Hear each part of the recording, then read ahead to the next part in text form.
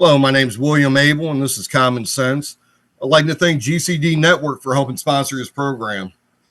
If you'd like to help with the offset the cost of this program or to help with my 2026 congressional bid for District 31 in Texas, you can do so at Cash App at $Abel TX31. That's $Abel, ABEL TX31. So I've been talking a lot about all the wasteful spending in the government, and I'm just going to touch on it quickly, and I'm going to go over some other issues that countries face and what I feel or what I think about all the executive orders and what still needs to be done on top of that. So I was looking at a post from DOGE, Department of Government Efficiency, from February 15th. So that was yesterday. And it says U.S. taxpayer dollars were going to be spent on the following items, all which have been canceled. $10 million for Mozambique voluntary medical male circumcision. $9.7 million for UC Berkeley to develop cohort of Cambodian youth with enterprise-driven skills. $2.3 million for strengthening independent voices in Cambodia. $32 million to Prague Civil Society Center. $40 million for Gender Equality and Women Empowerment Hub. $14 million for improving public procurement in Serbia. $486 million to the Consortium of Elections and Political Process Strengthening, including $22 million for inclusive and participatory political process in Moldova, and $21 million for voter turnout in India. $29 million for strengthening political landscape in Bangladesh. $20 million for fiscal federalism in Nepal. $19 million for biodiversity conversion in Nepal. $1.5 million for voter confidence in Liberia. $14 million for social cohesion in Mali. $2.5 million for inclusive democracies in Southern Africa. $47 million for improving learning outcomes in Asia. $2 million develop sustainable recycling models to increase social economic cohesion among marginalized communities of Kosovo, Rama, Ashkali, and Egypt. Now, I hear people complaining about Elon Musk having access to all this and doing all this, but this is something that our elected representatives should have been doing the entire time. We constantly hear them talking about how they have, the power of the purse strings and oversight power and all this. Well, if they're giving all these agencies this money, they should go ahead and follow it up and figure out where this money's going to. We got a defense budget that I've talked about in the past in the omnibus bill for 2023. We had $120 million for climate infrastructure programs. We had $1 million to rename forts, estimated cost around $40 million, $8.6 million for gender advisor programs, and $1.3 billion for international security cooperation programs, $160 million for environmental justice initiatives, a $90 billion increase. So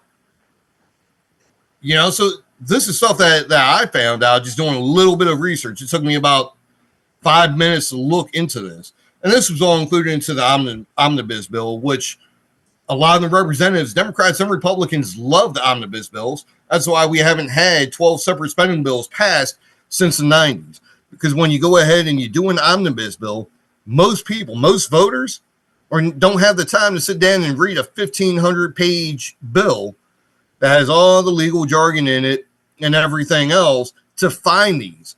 And God forbid, 98% of the representatives we have, they're supposed to be representing us and making sure that the U.S. taxpayer and the American population are going ahead and being taken care of. They really don't care. They love the omnibus bills because, like I said, they can throw in all this junk and they'll throw it on like page 1,218, all the way in the back or somewhere hidden in the middle, and that way no one really ever finds it. they can go ahead and be like, oh, well, we have to go ahead and pass the spending bill because if we don't, we're going to shut down the government. If we shut down the government, the military is not going to get paid, which is an outright lie. Every time we've had a government shutdown or the threat of a government shutdown, Congress always passes a bill ensuring that the military is going to continue to be paid for however long the shutdown lasts. But they use that as a scare tactic to get the American people to be like, oh, hey, just vote for this bill to keep the government open. We don't want to see, all this stuff go down and everything else. And it's all lies.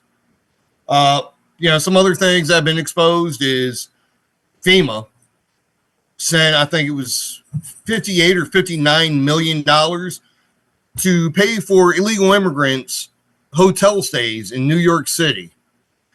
Supposedly the check had been recalled and everything, and they recovered some of that money. But considering that the people in, the Carolinas who got hit with the hurricane and were flooded out had all this damage, when you think about what they got a loan, not even a check. They got a loan for $750. And that's if they were lucky.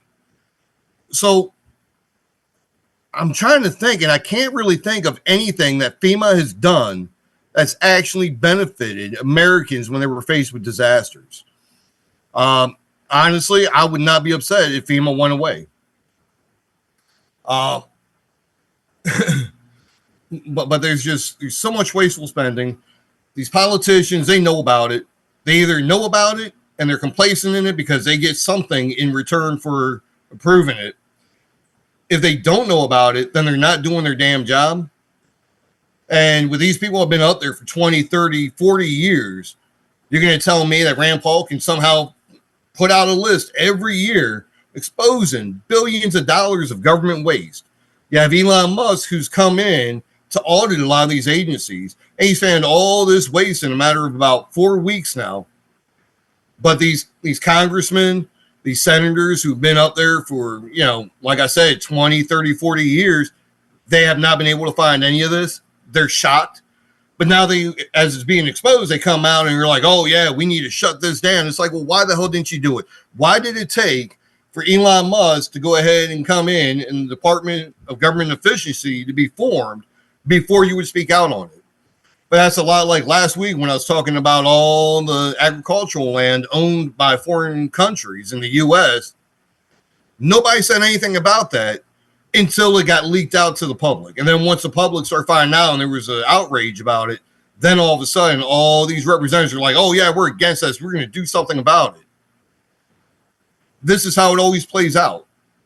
They're complacent. They don't mind all of this stuff as long as the voters don't know. The second the voters find out about this stuff, that's when the representatives will go ahead and act all outraged, act like they're outraged by it. Realistically, they don't care. Just like the foreign land, a lot of the, at least on the federal level, a lot of them, they came out and they were speaking out against it, and they said they were going to hold hearings and they were going to go ahead and hold people accountable and they were going to fix that. And then it kind of just fell off the radar, and it's been silent on that front. In fact, Joe Biden in 2021 had taken it or directed the Department of Agriculture to stop posting how much land, how many thousands or millions of acres of agricultural land is owned by foreign countries. So the last report I can find is the ones that I've shown in the past, which are from 2021. Now, hopefully they'll go ahead and start putting it back out there and we'll get some more transparency. But the last ones I could find were the ones I showed last week, and those were from 2021. So now, while I agree with a lot of the executive orders that President Trump has signed so far, my biggest issue with that is executive orders do not really mean anything. They're a short-term fix. You have to get bills passed through Congress in order for it to have any back to it. Executive orders, as we've seen Trump go ahead and sign an executive order and undo the majority of Joe Biden's executive orders, that can be done when Trump leaves office. The next person to go into the presidency can simply sign a sheet of paper and overturn all of the executive orders. So we need to go ahead and see if these quote-unquote representatives that we keep setting up to DC are actually going to do their job and cement the stuff that he's done that's benefited the United States, or they're just going to be like, oh, no, we support the executive order and we're not going to do jack shit, which right now it seems like they're going to do the latter and not do a damn thing because they enjoy having these problems. The more problems that they have, especially ones that have been there for years, for the last 20, 30, 40, 50 years, if you think about it, I'm sure you can come up with about 5 issues that have been the tenets of all of these re-election campaigns, as normally taxes, gun control, abortions, immigration, taxes. They use them because they know where their constituents stand. And they'll come back and they'll be like, oh, man, if you reelect me this time, we're so close to getting the border fixed. I just need 2 more years and then we can get it fixed. And they tell you that every 2 years up until they either die in office or get shipped off to a dementia care facility like K. Granger in Texas. Or they decide, I'm done. I've robbed the American people of enough money. And like I said, I mean, this is a bipartisan issue because both parties do it. And there's very few representatives that I actually think have the best interest of the American people at heart. So with that said, I'm going to go into some of the things I think need to be taken care of. We're going to start with gun control. So this is a big hot topic button, always is, always will be. But if we look at the Second Amendment, it clearly states a well-regulated militia being necessary for the security of a free state, the right of the people to keep and bear arms shall not be infringed. The argument with that is, well, they're talking about the militia. They're not talking about the militia. They're saying since the government is going to need a militia in order to secure a free state, every American person every American person shall be allowed to keep and bear arms so that if the state becomes a dictatorship, tyrannical, the people are not going to be enslaved to the government just because they have a militia. Because they knew, they just secured their freedom from Britain. So they knew that governments can be corrupted. As we see today, our government is 100% corrupted. There ain't a doubt in my mind about that. And they wanted to ensure that the American people had a way to go ahead and protect themselves when and if the government ever became tyrannical and tried using the militia. Because if you only give the weapons to the government or to the militia, which is set up by the government, which is going to be just as corrupt as the government is at the time, that they would enslave the American population.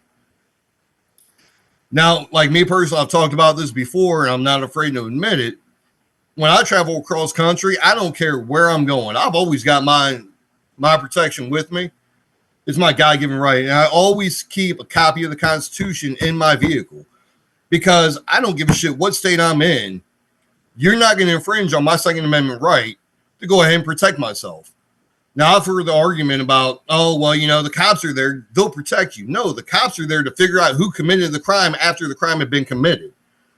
Yes, can cops go ahead and prevent a crime? It's happened, but that's not their primary purpose. Their primary purpose is to go ahead and find out who committed the crime and to go ahead and hold or bring them in, collect evidence to go ahead and, convict them during trial, to hold them accountable for what they did, not to go ahead and stop it.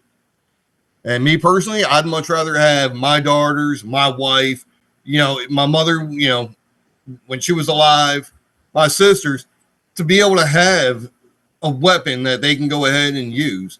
And in fact, I'm actually about to hold a rent out a shooting range, and some people in one of the areas where I'm looking to represent, I went out, talked to them when I was doing a favor for a friend out there, and they were telling me they have guns, but the problem is they don't know how to shoot. So I'm going to get a bunch of people together, a lot of people from the military, police officers, and some civilian shooting instructors together to take these people out, go to the shooting range to get familiarized with their weapons. Because while I believe that everyone should have the right to go ahead and keep and bear arms and use them when necessary, I also believe that it's important to make sure people know how to use this tool.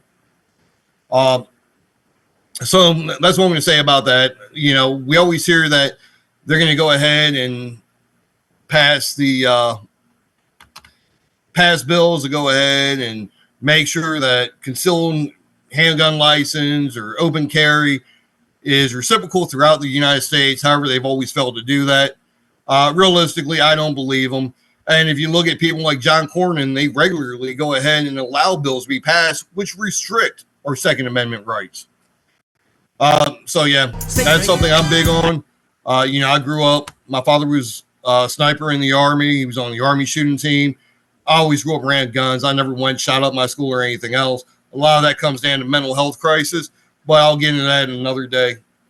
So we have energy independence.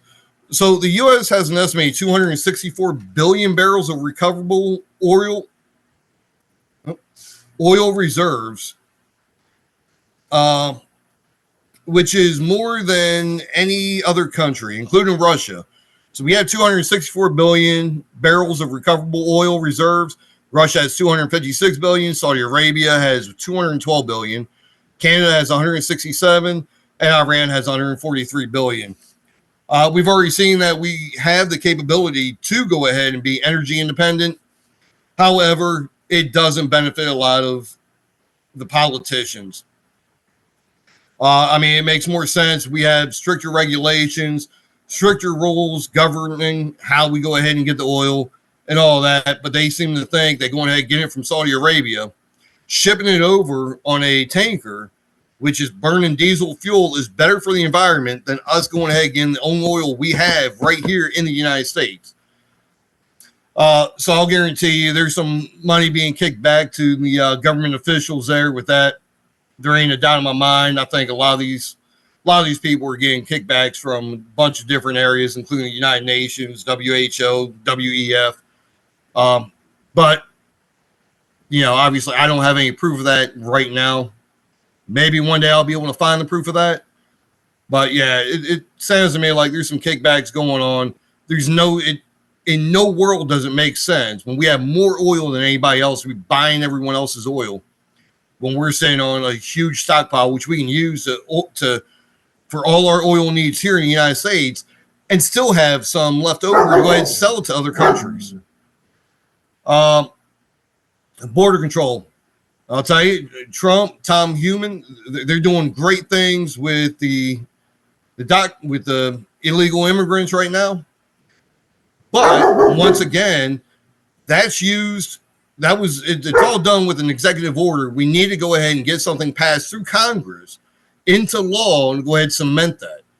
I don't see them really pushing on that too much. And like I said, I really don't see Congress pushing on too much. All I really see them doing is complaining about Elon Musk and Doge, which if they were doing their jobs, there'd be no need for Doge or Elon Musk to be doing this.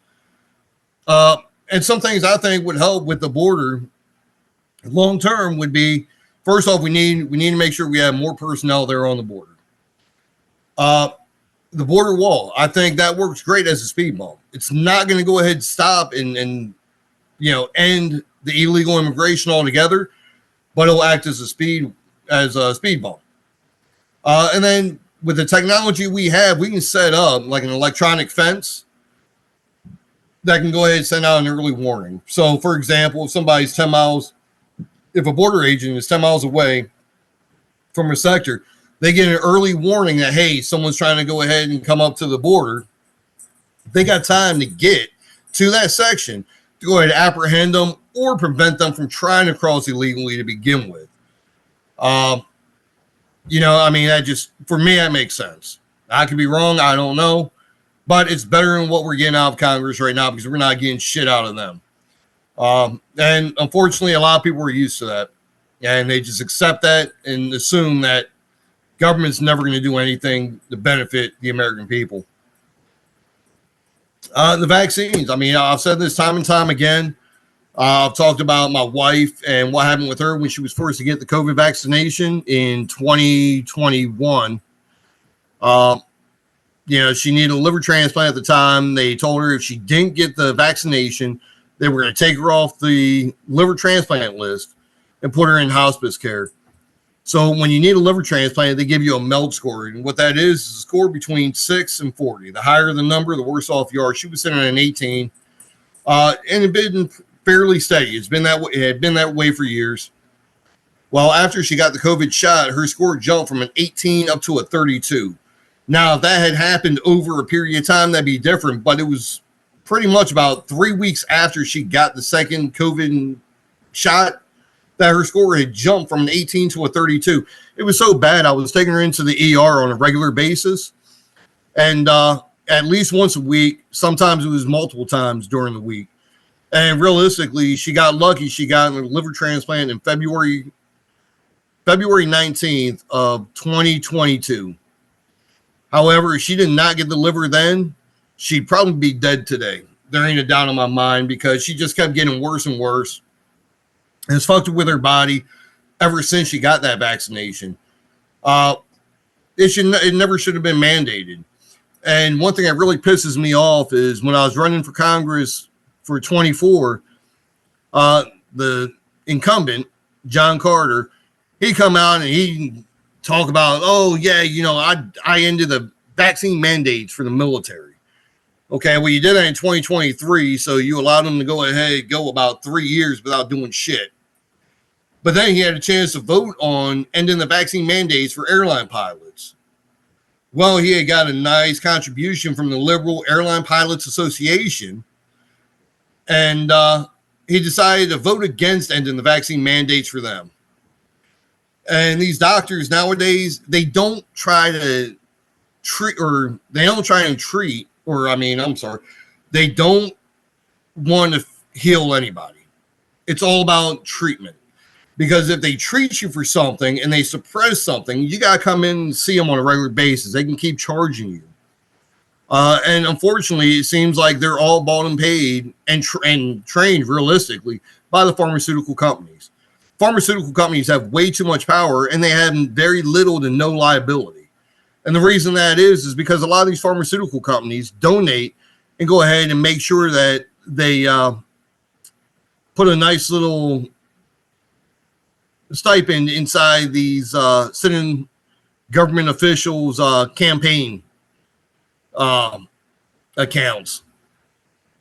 And honestly, I think it's way past time that we repeal the 1987 vaccine or child vaccine liability law, which basically states that pharmaceutical companies cannot be held liable for any side effects or any kind of vaccine injuries to anyone under the age of 18. To me, that don't make sense. If you're pointing out something that's going to cause vaccine injuries and everything else, and you're forcing people to get it, someone should be held accountable. I mean, as most of you know, as I've talked about in the past, I went in to go get antibiotics on Christmas Eve, and I told them I didn't want nothing for pain. All I needed was antibiotics because I wasn't sure when I was going to be able to go into the dentist to get the toothache taken care of and make sure that it wasn't infected. And they gave me a shot of Toradol, which is a pain reliever. And then 15 minutes later, everything went to shit for me. I'm still feeling the effects of that. And they're just like, oops, our bad, but you can't do anything about it. So I would talk about taxes, but I'm hopeful with Trump pushing the tariffs, which I've talked about in the past, and I think that's a great thing. And we need to have these other countries. They want to enter into our market, which, let's face it, the American market, we spend in excess. We spend so much money on shit that we really don't need, but we want. And we have the means to do it. And everybody wants to sell in our market, and we let them get away. Like China, they have tariff rate of like 1.6%, or they did. I got to check and see what it's at now. I'm not sure if it's been raised yet or not. They were paying 1.6%. Now, we all know in China that they have the child labor. They have the sweatshops and everything else. Nike, Apple, a bunch of U.S. companies benefit from that. Then when they ship the stuff over, the Apple phones and all that from China, they pay 1.6%. Whereas American companies that have their factories and everything in the United States, they were paying 21% since 2018. Prior to that, it was 35%. Not to mention, they pay union wages. Most of them do. Which, honestly, in my opinion, I think some of these union workers are overpaid. And they do that. Well, I've talked about that in the past, but some of them are overpaid and they go ahead and they fight for more money on a regular basis just so that unions can justify being in existence anymore.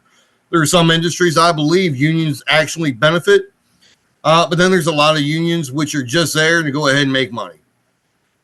So yes, tariffs need to be raised, and if we actually do it smart, we can raise tariffs to a point where a majority of the government spending can be, covered with the tariffs, and then we can have like a small federal tax or sales tax. Get away with income tax altogether, so you won't have to worry about going ahead and trying to get an accountant and doing your taxes every year, and then finding out that the IRS is going to come and audit you. So I talked about last week. When I retired from the military in 2017, when I retired within a 6-month period, I got audited twice. And I find it funny that the government's so against audits now that it's happening to them. So let me bring up the national debt real quick. Let me bring that up. Give me 1 second. And the debt clock. So right now we're at $36,488,758,000,000. The U.S. federal budget deficit is $2,005,087,000,000. The actual is $2,165,494,000,000. This is completely uncalled for, especially when we look at all the wasteful spending. I'm going to go into a couple of them real quick. So $68 billion from the Department of Education. And these are old numbers, so keep that in mind. These are numbers from 2023. $1.5 billion for the ATF, $12.3 billion for the IRS, $12.5 billion for the United Nations, $113 billion in 2022 for Ukraine, which Ukraine has come out and said, oh, yeah, hey, we can't find $100 billion. Not to mention that Ukraine used some of that money that we gave them, the actual cash, to pay their politicians pensions and salaries. Now, I don't know about you, but I'm tired of these damn politicians in D.C. not working for us. I don't want to pay their pensions. I don't want to pay their salaries. But yet we get stuck doing that, and now we're paying for another country's politicians. That's a crock of shit that never should have been allowed. And yet you have Republicans and Democrats both pushing it, just keep feeding them more and more money. $83.52 billion for the EPA. I've talked about a lot of these the wasteful spending here. I've talked about the omnibus bills and all the earmarks and how we actually spent more money in earmarks than we did for U.S. Customs and Border Protection in 23. And we need to start holding these politicians accountable to actually get the 12 separate spending bills done. So veteran issues. So right now I'm in the middle of using the VA medical system because I've lost all confidence and faith in the local hospital in my area, especially since I went in for a simple toothache looking for antibiotics, and they sent me home and they fucked me up for about 2-3 months. So one of the veteran issues I have is vote on national, regional, and local directors for the VA. If you let the veterans who are actually using this system vote on it, they can actually hold the directors accountable. Because for far too long, the VA has been a complete disaster. It's been a dumpster fire. And it needs to be fixed. Now, I will say that when Trump was in office the first time, he actually did do a lot to go ahead and improve the conditions there. But they also slid back down around 2020 when COVID hit. They shut down the VA hospitals. They were doing all the telehealth. And I've only seen it decline since then. And that's why I normally don't use the VA, because you have to wait so long to get an appointment as it is. Um, I'm not going to try and take away an appointment from someone else that needs it. It may not have any other insurance if I don't have to. Unfortunately, with the current situation I'm in right now, the VA is my best option. So that's what I'm using. However, even with that, I'm still struggling to try and get any kind of an appointment in there. Um, Mental health therapist. So I'm sure most people, if you know a veteran, or maybe not, maybe you just follow one on TikTok or Facebook or something like that.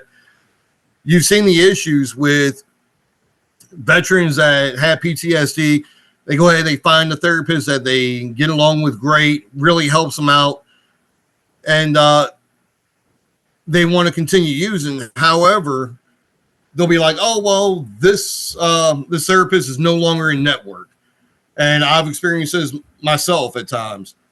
Some people I know, they've had to go through 7, 8 different therapists, and they find the one that works for them. They want to stay with them. They can't because they're out of network, and then they go back into that road of going down, seeing 3, 4, 5, 6 different therapists trying to find one that works for them.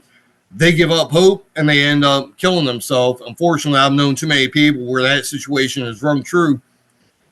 Well, if we can go ahead and pay millions of dollars to pay off all these congressmen or members of Congress sexual assault and sexual harassment claims, then why can't we do the same thing for veterans? And that way, even if a therapist is not in network for the VA system or for TRICARE, they can still go ahead and dip into that fund to use it to get the help they need to get their life back on track.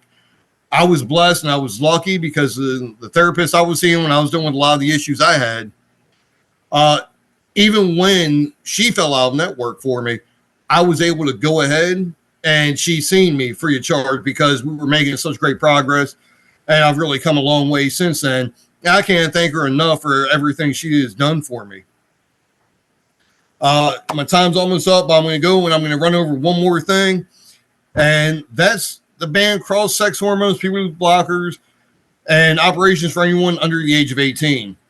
So we routinely hear, oh, there's no side effects to the puberty blockers and they're safe and, they're reversible, this and that and everything else. Just like we heard about, the COVID vaccination and how that was going to go ahead and prevent anyone from contracting COVID. That was going to prevent anyone from spreading it. And we found out that was all a lie. So I want to talk about some of the side effects of it. So puberty blocker side effects, injection site swelling, weight gain, hot flashes, headaches, long-term effects on growth spurts, bone growth and density, future fertility, less development of genital tissues, other long-term effects not known yet. And then you have hormones. So estrogen, when it's used in men, these are just some of the issues that come about from that. As diabetes, blood clots, stroke, certain cancers, including breast and prostate cancer, tiredness, impotence, permanent, hot flashes and sweating, breast tenderness, memory problems, mood swings, depression, heart problems, bone thinning, migraines, gallbladder and liver disease, high cholesterol and triglycerides, high blood pressure. And realistically, all this is the new ADHD. So if you remember back in the late 80s, early 90s, the doctors were diagnosing every kid they seen with ADHD, put them on Ritalin, Prozac, and all that because they were making a lot of money.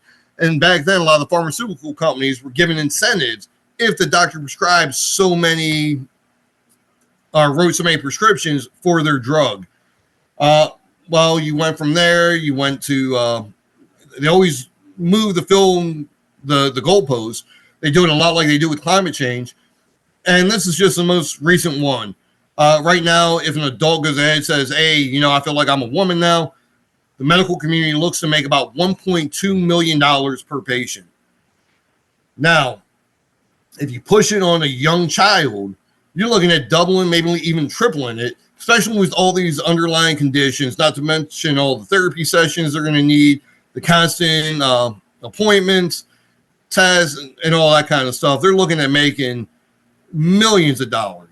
In fact, one of the things Planned Parenthood did is now that they can no longer do a lot of the abortions in some of the states, that was their main form of getting money. Now what they're doing is they're pushing the gender reassignment stuff. So they're actually doing that now. And that's how they're trying to get money. And then I'm going to end on term limits because I think this is something that needs to be done. As I've talked about time and time again, we have members of Congress, so that's members of the House of Representatives and members of Senate that have been there for about 20, 30, 40, some even 50 some years. It's kind of hard to go ahead and know exactly how to represent your constituents when you're so far removed from them, living in D.C., and getting all this money, gifts, and all this kind of stuff, as we can currently seeing with the one senator, Bob Mendez, who basically was an agent for Egypt. And as we talk about a lot of the wasteful spending, we see all this money going to Egypt, and I think we can all come to the conclusion of why all that money is going to Egypt, including money for their tourism.